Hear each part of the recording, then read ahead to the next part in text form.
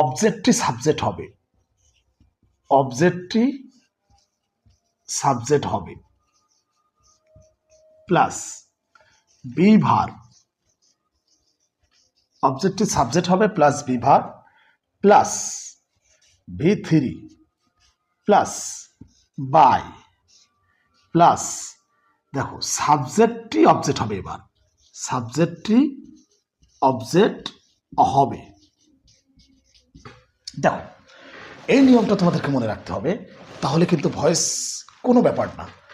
আর সব ক্ষেত্রে কিন্তু এই একই নিয়ম বিদ্যমান থাকবে, শুধুমাত্র একটা জায়গায় পরিবর্তন হয়, এই যে বি ভার্ব টেন্স অনুযায়ী এখানে একটা পরিবর্তন আসে বি ভার্বে, সেটা আমি তোমাদেরকে দেখাবো।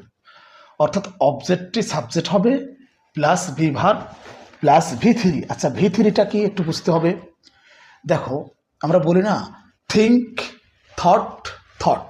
এবার একটু স্ক্রিনে লক্ষ্য করো, এই যে থিঙ্ক এটা হচ্ছে V1, thought V2, thought V3, অর্থাৎ V1 V2 V3।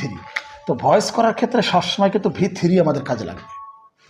তাহলে নিয়মটা কি দাঁড়াচ্ছে, অবজেক্টটি সাবজেক্ট হবে plus be verb plus V3 plus by plus সাবজেক্টটি অবজেক্ট হবে। তোমাদের সমস্যা যেখানে হয় সেটা হচ্ছে এই, তোমরা যে বি ভার্বটা বুঝতে পারো না। এই বি ভার্বটা মূলত টেন্স অনুযায়ী পরিবর্তন হয়। যেমন প্রেজেন্ট ইনডিফিনিট টেন্সে ভয়েস করার ক্ষেত্রে বি ভার্ব হচ্ছে অ্যাম, ইজ, আর।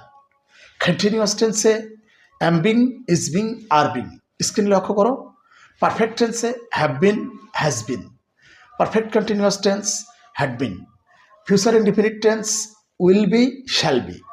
তারপরে পাস্ট কন্টিনিউয়াস টেন্সে ওয়াজ বিং, ওয়ার বিং। মানে এই যে টেন্স অনুযায়ী বি ভার্বের একটা পরিবর্তন আসে, জাস্ট ওইটা তোমাদেরকে মনে রাখতে হবে। আর সব ক্ষেত্রে একই নিয়ম কিন্তু কার্যকর থাকবে, একই নিয়ম। অর্থাৎ এটা তোমাদেরকে মুখস্থ রাখতে হবে, এটা মনে রাখতে হবে, ব্রেনে রাখতে হবে তোমাকে, যে ভয়েস করার ক্ষেত্রে এই নিয়মটা সর্বোপরি কাজে লাগবে, জাস্ট এটা। আচ্ছা চলো আমি একটু উদাহরণ দেখাই।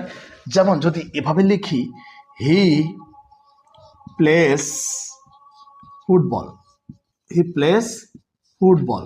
দেখো কি লিখেছি, he plays football, say football খেলে।